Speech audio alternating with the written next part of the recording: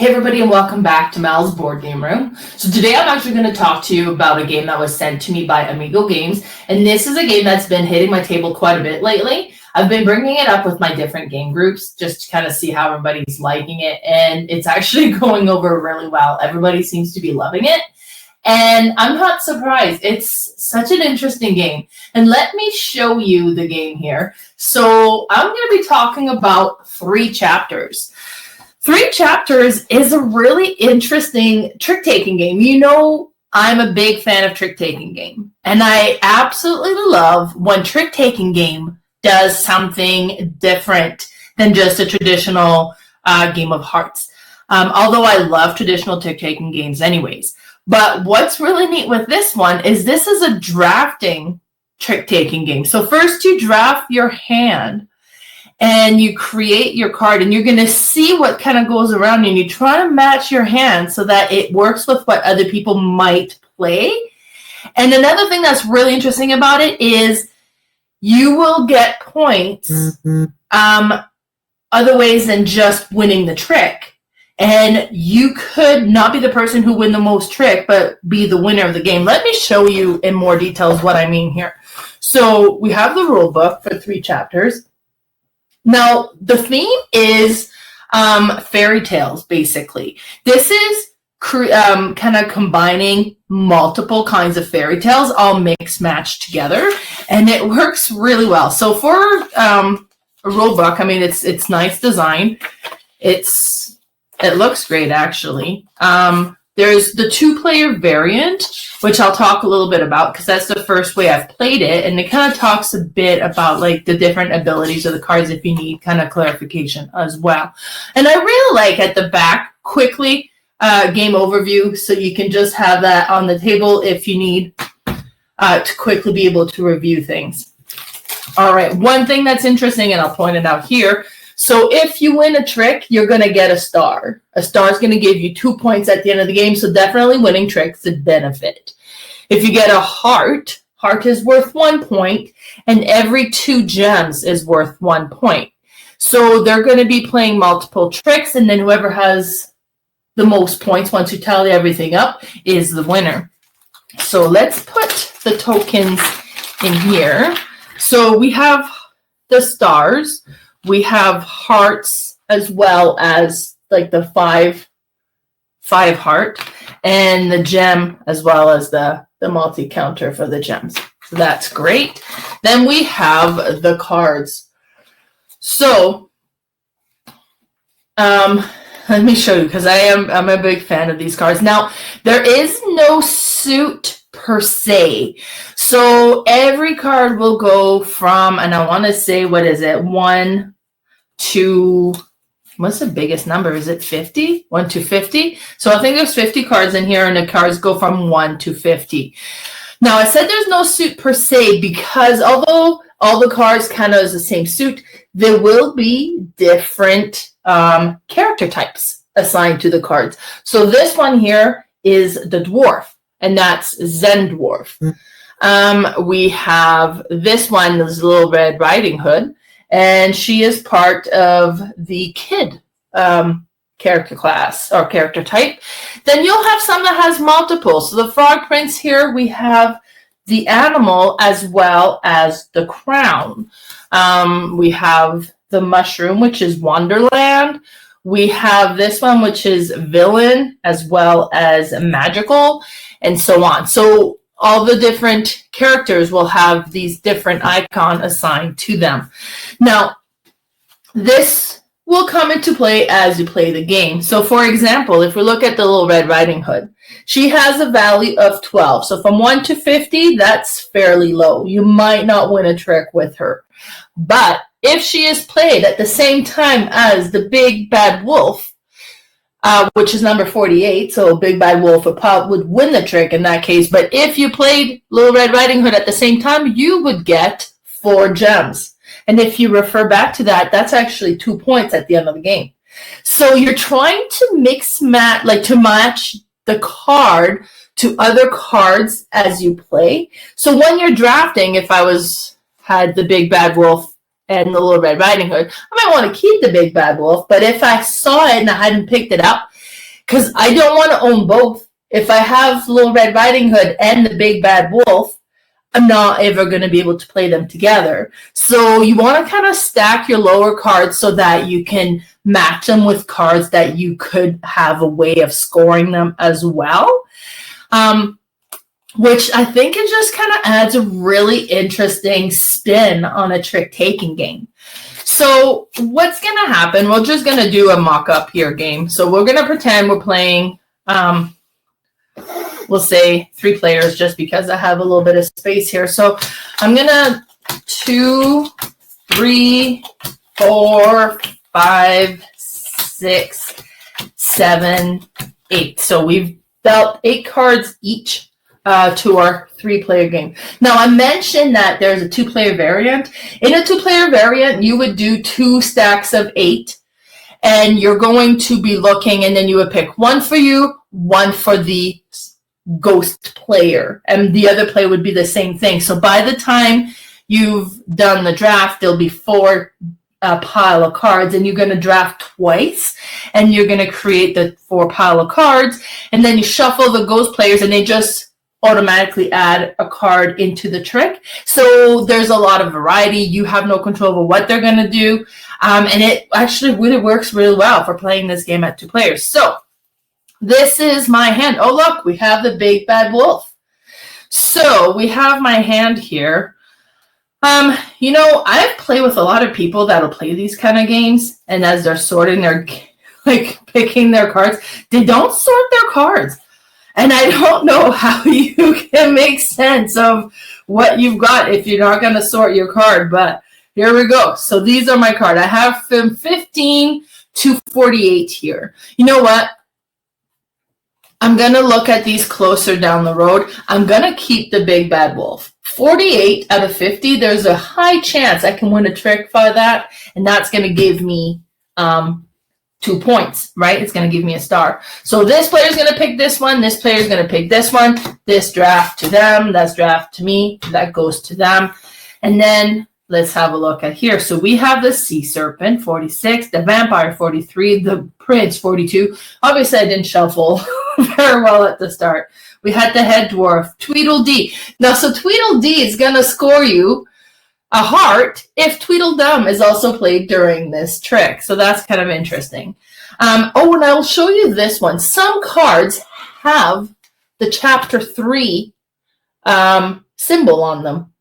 And what's going to happen with this one is this one, because when you win a trick or when you do the trick, whoever the card you played, you put it aside, it stays with you. This one is if your heart or your stars are worth 1 point more. So, or do you get, you know what? I'm going to double check. It would make sense that whoever wins the trick gets this card, and then that their star would be, I'll have to double check how that's going to work out. But whoever has this card at the end gets to activate this ability. So this is a great card to have if you're going to win a lot of tricks. Now, if you didn't win any tricks and you have no stars, well, this card's not going to do much, is it? Now, Beauty gives you point if you play it with the Beast. Sea Serpent, it's 46 points. It doesn't have a special ability, but it's just a high card, which is not bad. This one, it shows a chapter 2 symbol here, so that's just at the end of the trick. So if you win the trick, you would gain a heart. This one gives you a gem for every monster type in that particular trick. This one gives you a gem for every dwarf in the trick. Tweedledee gives you a point, a heart for Tweedledum being played at the same point. We have the Brave Dwarf, that's the one with the heart that gives you more points. And the Beauty, if you play it along with the Beast, she gives you a heart. Now, keep in mind, we're not playing with a full deck of cards here, so the Beast may or may not be in play. I don't know yet. So we'll put that there. I'll have a, you know what? I'm just going to go for high points right now and see how that works out. I'll give this one a quick shuffle so I don't know what's going on with it. Same with this one. They keep one. They keep one. This gets passed along. I now have this card. So we have the Giant, 47. Greedy Dwarf. the princess. Now, if the princess is played along with the dragon, which is number 50, I would get one of each. So a star, a heart, and a gem. So that's not bad. Pinocchio. If you play Pinocchio at the same time as Geppetto, you get 3 hearts. So actually, this one gives you more points for playing Pinocchio than you would for playing for winning the trick, right? So that is interesting. Then we have Gretel, which gives you a point if it's played with Hansel or with the witch. And then we have Humpty Dumpty. For each card with a value of 41 to 50, you would get a gem. So if there's a lot of high cards, this is a great one to play that trick, right? I'm going to try to change it up a little bit. Let's see if there's a lot of high cards. I wonder if the dragon was in there. So let's keep the princess and hope that somebody has ended up with the dragon. So give this a quick shuffle. We'll pick a card. I can't remember if I shuffle this one. They pick a card. Now I have this. So we have the smitten dwarf. So if it's played along with Snow White, that one gives us 4 gems. The friendly dwarf. So if I have at least 4 hearts, in chapter 3, so at the end of the game, you would get 4 more hearts. If you win the trick, you get 3 gems. Or if you win the trick and Goldilocks is in the trick, you get 3 hearts. Now, it's going to be tricky winning that trick with the 35, so you would want to make sure it's not played with really high numbers. This one, Snow Queen, she's a bit of a pain. Because if Snow Queen is in play, for this trick, nobody gets hearts or gems. So if you had a great card that you played that would give you lots of that, she makes it that nobody gets anything. Just the winner of the trick gets the star. So there's that to consider. And then we have the Wicked Fairy Godmother, and she gives a gem for every villain into play. So let's keep the Fairy Godmother. We'll see what happens with that. We'll give this one here. We'll give this one here. That passes here. And then we have this one. So we have seen this one before. So it's changing. You know what? There was a lot of dwarf in play. So I think I'm going to keep this dwarf and hope for the best. So they pick one. They've also picked one. Now we have this one. The giant's still in play. Oh, but the dwarf is... Well, you know what? And I can't play a dwarf with my dwarf. So it might be beneficial for me to have another dwarf in play that somebody else has. I think there will be because somebody else... I'm going to go for the big number. So they take this one. They'll take this one. Now I'm at this one. So we have more friendly dwarf, which I don't want to have. I want somebody else to have. So we will keep the 3 bears. They'll take this one, them get the Tweedledee, and then that's that. Okay, so now we'll give this a shuffle. And that was chapter 1. So chapter 1 is just drafting your hand for this trick game we're about to play. So what did we end up with? I was there. I picked them out, right? So this is the hand that I have created for myself. I kind of like I have quite a few bigger numbers here. I have a couple of lower ones. So I have high hopes for this. Now, let's check real quick if you win the trick how that works, because I don't know I can't remember how we played it, and I suspect we were playing it wrong. So I don't know if you guys can hear that. My phone is ringing. My spouse is calling, and then we'll just give him a call back later. Well, I'll ignore it. Hopefully it's not noisy for you guys, and I will eventually hang up. All right, so... So that was chapter 2 is we're playing the trick, so that's where we're at now. This might be an emergency. Let me pause this, and I'll be right back.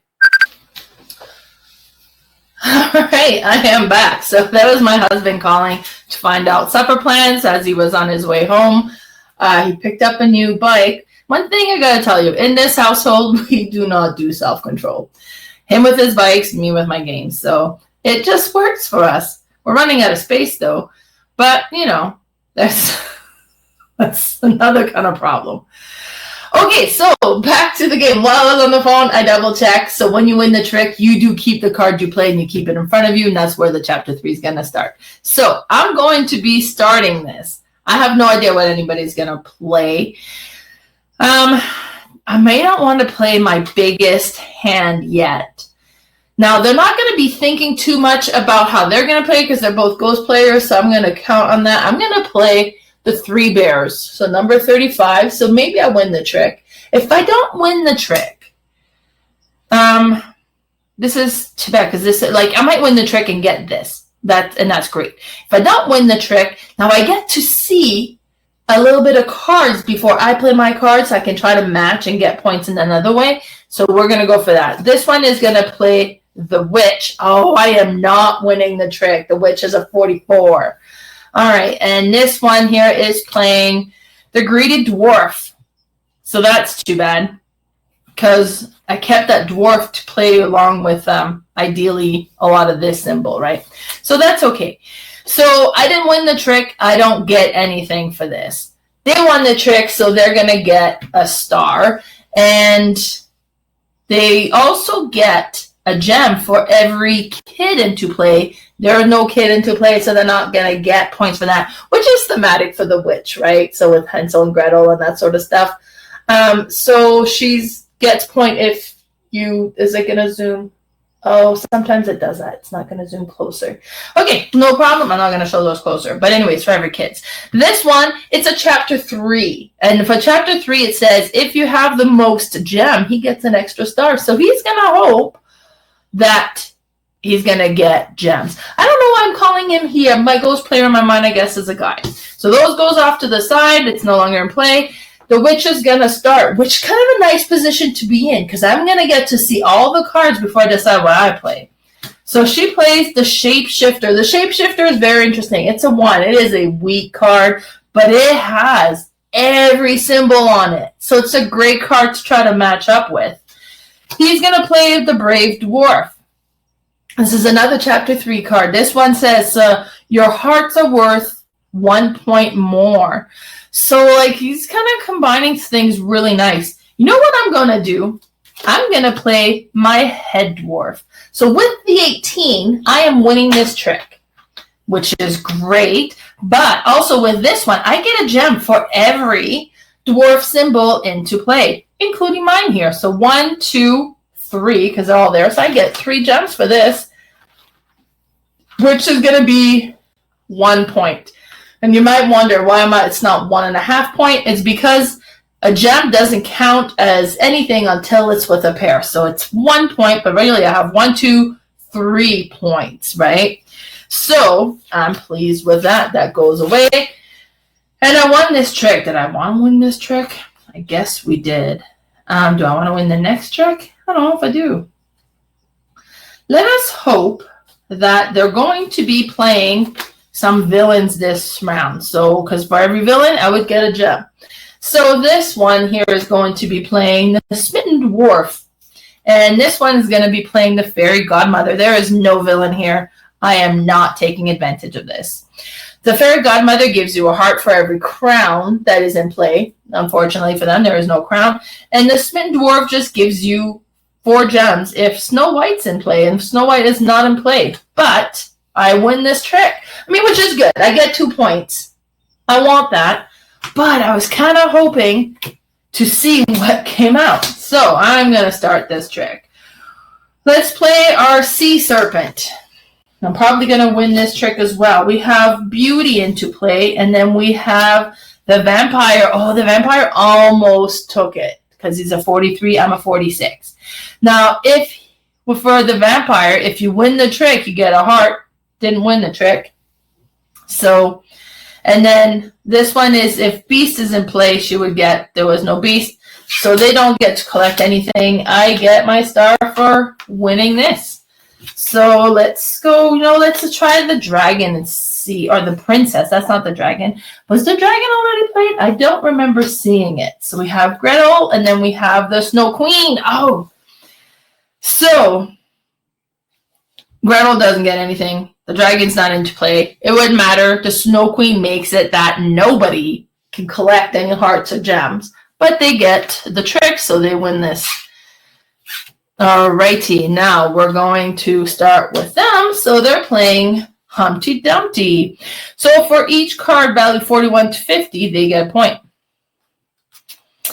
And I'm about to give them, well, a point, they get a gem, and I'm about to give them gems because Tweedledee plays if Tweedledum is played. So I don't know that Tweedledum's going to come out. I'm going to be playing my giant. This player is going to be playing the friendly dwarf. So this is a level 3 card. So if at the end of the game they have 4 hearts, they gain 4 more hearts. So that didn't go. They actually get 1 gem. So good for you. And I get to win the trick. So good for me. It's looking not bad. Oh, I win this trick. So I play again. Okay, well, I'm going to play the big bad wolf. They're going to play the prince. And they are going to play the Cheshire cat. So for each gem dealt in this trick, you also gain gem. They get a gem for every monster. I have a monster, so they get a gem. So because they got a gem, the Cheshire cat also gets a gem. And I get a star. Oh, I'm trying to pick this up, but I'll show you. I was trying to pick this star up here, but that's just part of the box.